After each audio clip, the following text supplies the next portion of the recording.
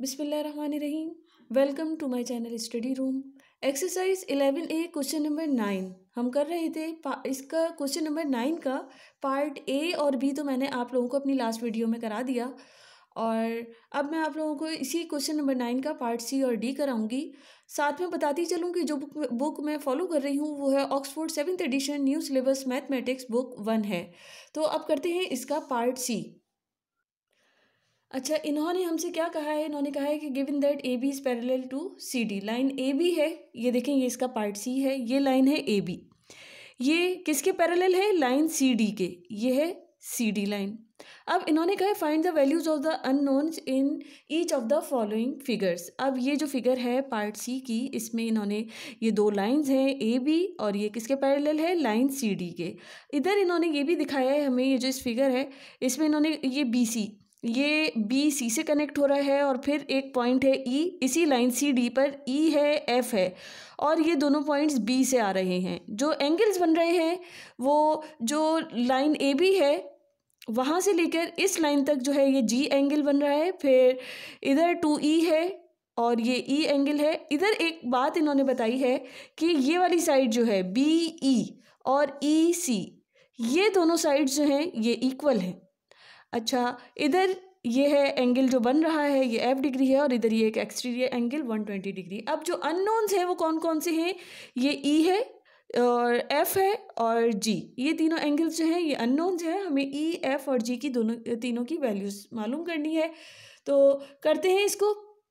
सबसे पहले तो आप ये समझ लें, देखें इन्होंने हमें ये जो दिखाया है लाइन बी ई और सी ई, ये दोनों लाइंस इन्होंने ये जो निशान लगाया है इससे ये बताया है कि ये दोनों इक्वल हैं। अब किसी भी ट्रायंगल में हमें ये बात पता है कि अगर दो साइड्स इक्वल होती हैं तो इनके जो बेस लाइन है उससे जो एंगल्स बन रहे होते हैं, अब ये दोनों साइड्स इक्वल हैं, ये देखें ये निशान है, तो इससे हमें ये पता चल रहा है ये दोनों साइड्स इक्वल हैं, बी ई और सी ई, ये दोनों साइड्स इक्वल हैं। तो जो इनकी बेस लाइन है कौन सी है? ये बी सी, ये बेस लाइन हो गई। अब इससे जो एंगल्स बन रहे होंगे, ये एंगल कौन सा? सी बी ई, और कौन सा? एक तो ये वाला एंगल और दूसरा ई सी बी, ये वाला एंगल, ये दोनों एंगल्स जो हैं ये भी इक्वल होंगे। तो इधर हमें क्या दिखाया है? 2E डिग्री, ये वाला ई बी सी, ये जो एंगल है ये कितना है? 2E degree. इसका मतलब जो ई सी बी, ये जो एंगल है ये भी 2E डिग्री है। अब यहाँ ये एफ जो है ये है एक्सटीरियर एंगल। अब यहाँ से हम एक्सटीरियर एंगल की प्रॉपर्टी अप्लाई करेंगे और यहाँ से एफ की वैल्यू मालूम कर लेंगे। सॉल्व करती हूँ ताकि आप लोगों को समझ में आता रहे, फिर चलते हैं इसको सॉल्व करते हैं। सबसे पहले तो हम यहीं से ही स्टार्ट कर रहे हैं कि ये और ये दोनों साइड्स जो हैं ये इक्वल हैं। तो मैं लिख सकती हूँ कि सिंस ई सी या E B is equal to E C, E B ये side is equal to E C, तो इसलिए हम कह सकते हैं कि जो एंगल है ये जो इसके बेस एंगल्स हैं ये भी सेम होंगे। तो एंगल ई सी बी ये किसके इक्वल हो जाएगा? ये हो जाएगा ई बी सी के, एंगल ई बी सी के। और ये क्या है? 2E डिग्री है, तो ये भी कितना होगा? 2E डिग्री होगा। अच्छा, अब इधर देखिए ये क्या है? ये लाइन बी ई ये आपस में कनेक्ट हो रही है, और ये जो है एफ डिग्री, ये जो एंगल बन रहा है एफ, ये अगर हम इस लाइन को नहीं देखें, हम कुछ भी नहीं देखें, हम सिर्फ फॉलो कर रहे हैं इस वक्त इस ट्रायंगल को देख रहे हैं, अगर इस ट्रायंगल को हम कंसीडर करते हैं तो ये एफ क्या है? ये एक एक्सटीरियर एंगल है जो लाइन सी डी पर बन रहा है। ये एक स्ट्रेट लाइन है और इसके साथ में ये जो एक्सटीरियर एंगल है। अब हमें यहाँ एक्सटीरियर एंगल की प्रॉपर्टी अप्लाई करेंगे। हमें पता है एक्सटीरियर एंगल किसके इक्वल होता है? ये एक्सटीरियर एंगल किसके इक्वल हो जाएगा? जो इसके अपोजिट इंटीरियर एंगल्स हैं उनके सम के। अब इसके अपोजिट इंटीरियर एंगल्स कौन से हैं? एक ये है और एक ये हो जाएगा। तो हम लिख सकते हैं कि F is equal to E C B ये वाला एंगल और प्लस ई बी सी ये वाला एंगल। इधर मैं आपको ये देखें, F is equal to angle क्या है? ई सी बी, ई सी बी ये वाला एंगल ले लिया, प्लस एंगल ABC, ये दोनों एंगल ले लिए और इसको मैं क्या लिख सकती हूँ 2E डिग्री प्लस ये भी 2E डिग्री 2E डिग्री। और इधर मैं बता भी तो दूं कि क्यों करा है, क्यों, क्योंकि ये एक्सटीरियर एंगल है किसका, of try angle BCE। BCE ये एक ट्राई एंगल मैंने कंसीडर किया था और इसका ये एक्सटीरियर एंगल मैंने निकाला है, तो ये F है। अब ये 2E degree plus 2E degree ये हो जाएगा 4E डिग्री। इस तरह डिग्री साइन जब हम हटाते हैं तो F की क्या वैल्यू आ जाएगी 4E। हमने F की वैल्यू तो मालूम कर ली है। अब हम कंसीडर करेंगे ट्राइंगल कौन सा, BEF। अब ये वाला कंसीडर करेंगे हम ट्राइंगल BEF। यहाँ से हम अब इधर भी क्या करेंगे, एक्सटीरियर एंगल की प्रॉपर्टी अप्लाई करेंगे। ये देखेंगे ये स्ट्रेट लाइन है CD और ये जो एंगल है 120 डिग्री, ये क्या है, ये एक्सटीरियर एंगल है। अब एक्सटीरियर एंगल की प्रॉपर्टी हम इधर भी वही अप्लाई करेंगे कि इसकी जो अपोजिट इंटीरियर एंगल्स हैं उनको ऐड कर देंगे। तो हम क्या लिख सकते हैं कि E degree plus F degree is equal to 120 degree. इसको अब हम लिख देते हैं कि अब कौन सा ट्रायंगल कंसीडर कर रहे हैं, हम ट्रायंगल कंसीडर कर रहे हैं BEF। अब ये वाला ट्रायंगल कंसीडर कर रहे हैं और इधर क्या लिख देंगे, E degree plus F degree is equal to 120 degree. क्यों, इसलिए कि ये exterior angle of triangle BEF, ये बता दिया। अब यहाँ से E कितना है, E डिग्री ही है, प्लस अब F की हमने वैल्यू मालूम कर ली थी। F कितना एंगल है 4E degree is equal to 120 degree. F की जगह हमने F की वैल्यू लिख दी। अब ये दोनों E की टर्म में हो गए हैं तो हम इधर लिख सकते हैं 5E degree is equal to 120 degree. यहाँ से E की वैल्यू हम मालूम करेंगे, वो आ जाएगी 120 डिग्री अपॉन 5। अब 5 2 ज़ा 10, 2 इधर आएगा, 5 4 ज़ा 20 और यहाँ E कितना आ जाएगा 24 डिग्री। डिग्री साइन जब हम हटाएंगे तो E की क्या वैल्यू आ जाएगी 24।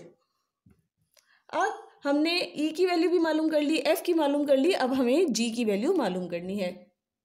अच्छा एक और बात, अभी हमने F की पूरी वैल्यू मालूम नहीं करी है। F जो है हमारे पास E की टर्म में आ रहा है, तो इधर इसके साथ ये E भी है, तो अब हम F is equal to 4E में ये E की जगह ये जो 24 हमने वैल्यू E की निकाली है इसको पुट कर देंगे और F की वैल्यू अब निकालेंगे जिसमें E नहीं होगा। अब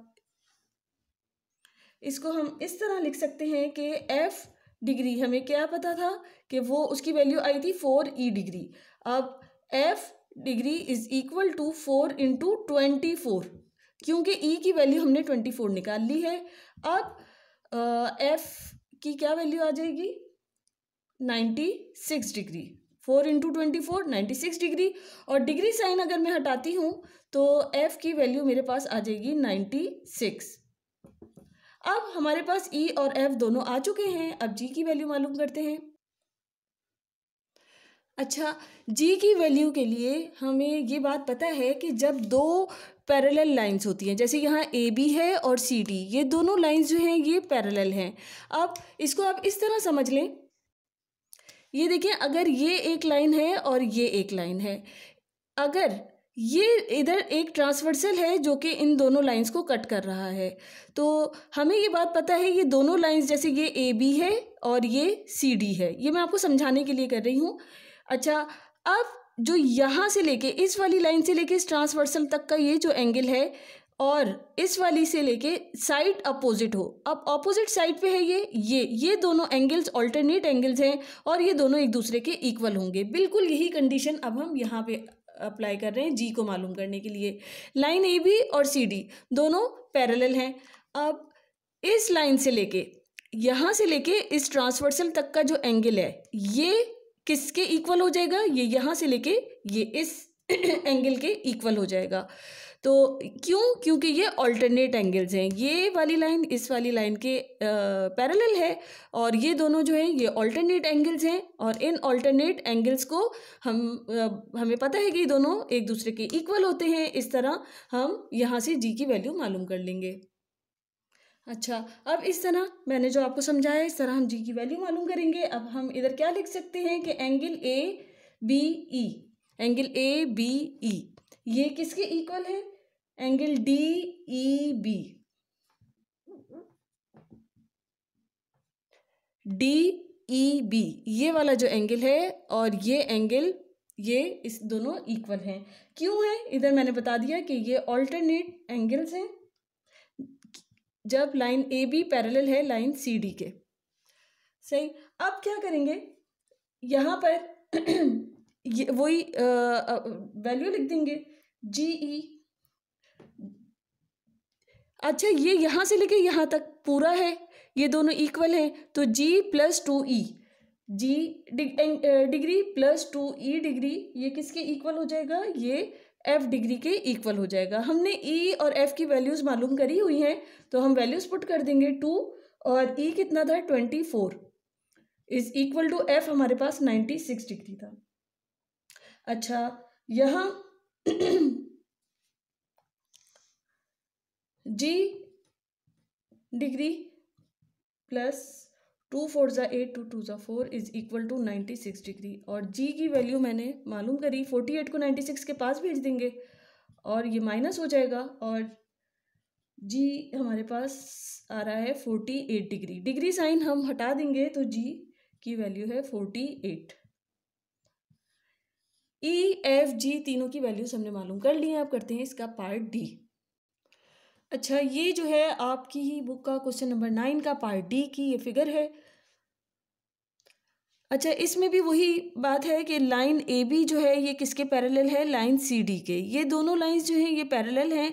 अब यहाँ से जो ट्रांसवर्सल जा रहा है ये E G H, E F G H ये है और फिर के जे आई एच ये दोनों आपस में कनेक्ट हो रहे हैं। यहाँ पर एंगल जे डिग्री बना रहे हैं और यहाँ आई डिग्री भी है और इधर ये जो है ये आप लोग देख रहे हैं एच डिग्री भी है। ये जो अननोन्स हैं आई जे एच डिग्री इनकी हमें वैल्यूज़ मालूम करनी है। तो सबसे पहले तो हमें ये बात पता है, सबसे पहले ये देख लीजिए कि ए एफ ई ये वाला जो एंगल है ये किसके इक्वल है? ये है सी जी एफ। ये क्योंकि ये दोनों करस्पॉन्डिंग एंगल्स हैं। हमें पता है जब दो लाइंस पैरेलल लाइंस जो होती हैं ये इनको कोई ट्रांसवर्सल कट करता है तो ये वाला जो एंगल है ये दोनों एक दूसरे के इक्वल होंगे। यहाँ ये गिवन है 68 डिग्री तो इसका मतलब ए एफ ई ये भी 68 डिग्री होगा। इसी तरह यहाँ ये 65 डिग्री है के जे बी, इसी तरह एफ जे आई तो ये दोनों एक दूसरे के इक्वल होंगे। क्यों? क्योंकि ये दोनों एक दूसरे के ऑल्टरनेट हैं, वर्टिकली ऑपोजिट हैं। सही। अब हम सॉल्व करते हैं ताकि जब करेंगे तो आपको समझ में आता रहेगा। अच्छा, यहाँ मैं लिख सकती हूँ कि सबसे पहले A F angle A F E ये किसके इक्वल है? ये है सी जी एफ, एंगल सी जी एफ के इक्वल है। सी जी एफ ये क्या पॉइंट है? ये जी है, ये सी जी एफ के इक्वल है और ये कितना है? ये हमें पता है कि ये 68 डिग्री है तो ये भी 68 डिग्री है। इसको इस तरह समझ लें, जब दो लाइंस हैं, दो पैरेलल लाइंस हैं, एक ट्रांसवर्सल कट कर रहा है तो यहाँ ये जो एंगल है और ये जो एंगल है ये दोनों करस्पॉन्डिंग एंगल्स हैं, ये दोनों एक दूसरे के इक्वल होंगे। यही बात यहाँ समझाई गई है। तो इधर मैं लिख सकती हूँ कि ये 68 डिग्री, ये भी 68 डिग्री है। क्यों? क्योंकि ये करस्पॉन्डिंग एंगल्स हैं। जब लाइन ए बी जो है वो किसके पैरेलल है? सी डी के पैरेलल है। ये बात तो समझ में आ गई कि ये 68 डिग्री है। अब हमें ये जो है एच इसकी वैल्यू मालूम करनी है। ये एंगल एच की क्या वैल्यू है? यहाँ आप देखिए, एक कोई भी स्ट्रेट लाइन हो, हमें एक बात पता है कि जब स्ट्रेट लाइन होती है तो उसके एडजेसेंट जो भी एंगल्स होते हैं उन एंगल्स का जो सम होता है वो किसके इक्वल होता है? 180 डिग्री के इक्वल होता है। अब इसी तरह ये लाइन ए बी जो है ये स्ट्रेट लाइन है। अब ये जो एंगल है और ये जो एंगल है ये दोनों एंगल्स को ऐड करके वो किसके इक्वल होगा, 180 डिग्री के इक्वल होगा। तो इधर मैं लिख सकती हूँ 68 डिग्री, ये मुझे पता है ये करस्पॉन्डिंग था इसलिए मैंने इधर इसको ले लिया 68 प्लस एच डिग्री, ये वाला एच डिग्री हो गया, ये किसके इक्वल हो जाएंगे, ये हो जाएंगे 180 डिग्री के इक्वल हो जाएंगे। और यहाँ मैंने बता भी दिया कि ये एडजेसेंट एंगल्स हैं on a straight line. Space ज़रा कम है इधर तो मैंने छोटा छोटा लिख दिया। अब यहाँ मैंने एच को अकेला कर दिया, 180 डिग्री माइनस 68 डिग्री लिख दिया, और एच की क्या वैल्यू आ जाएगी, 112 डिग्री। डिग्री साइन हटाएंगे तो मेरे पास एच आ जाएगा 112। अब आप ये देखिए, ये जो है एफ जे आई, ये वाला एंगल एफ जे आई, ये किसके वर्टिकली ऑपोजिट है, के जे बी, इसके वर्टिकली ऑपोजिट है। तो मैं कह सकती हूँ जो वर्टिकली ऑपोजिट होते हैं वो इक्वल होते हैं। तो इधर क्या लिख सकते हैं, angle F J I is equal to angle K J B is equal to 65 degree. ये इक्वल हो जाएंगे, क्यों, क्योंकि ये वर्टिकली ऑपोजिट एंगल्स हैं। अब क्या होगा यहाँ से, अब जब ये भी 65 डिग्री है तो हमें ये बात पता है कि जब ये वही वाली बात कि जब दो पैरेलल लाइंस हो उनको कोई ट्रांसवर्सल कट करता है तो अगर ये वाला एंगल है, ये ट्रांसवर्सल कट कर रहा है, दो पैरेलल लाइंस हैं, ये वाला एंगल, ये जो एंगल है और ये दोनों एंगल सेम होंगे क्योंकि ये करस्पॉन्डिंग एंगल्स हो जाएंगे, सही। तो इधर मैं क्या लिख सकती हूँ, ये आई है, ये इसके इक्वल हो जाएगा, और ये हमें पता है ये इसके वर्टिकली ऑपोजिट है तो ये 65 डिग्री है। तो आई इज इक्वल टू 65 डिग्री। आई की क्या वैल्यू हो जाएगी, 65 डिग्री। क्यों, क्योंकि ये करस्पॉन्डिंग एंगल्स हैं, जबकि लाइन ए बी जो है वो किसके पैरेलल है, लाइन सी डी के पैरेलल है। डिग्री साइन हटाया तो इसकी वैल्यू आ जाएगी 65। अब अच्छा, अब इधर ये देखिए कि आई जी एच, ये वाला जो एंगल है ये किसके इक्वल हो जाएगा, ये हो जाएगा सी जी एफ, इस वाले एंगल के इक्वल हो जाएगा। क्यों, क्योंकि ये वर्टिकली ऑपोजिट है। तो मैं इधर क्या लिख सकती हूँ, एंगल आई जी एच ये किसके इक्वल है, सी जी एफ, इस वाले के इक्वल है, और वो तो गिवन ही है, वो कितना है, 68 डिग्री है। और इधर हमने बता भी दिया कि हमने क्यों ये लिखा है, क्योंकि ये इसके वर्टिकली ऑपोजिट एंगल है, ऑपोजिट एंगल्स हैं, सही। अच्छा, ये कितना है, 68 डिग्री। अच्छा, अब इस ट्रायंगल को कंसीडर कर लें, सही। ये तो हमें पता चल गया कि ये 68 डिग्री है।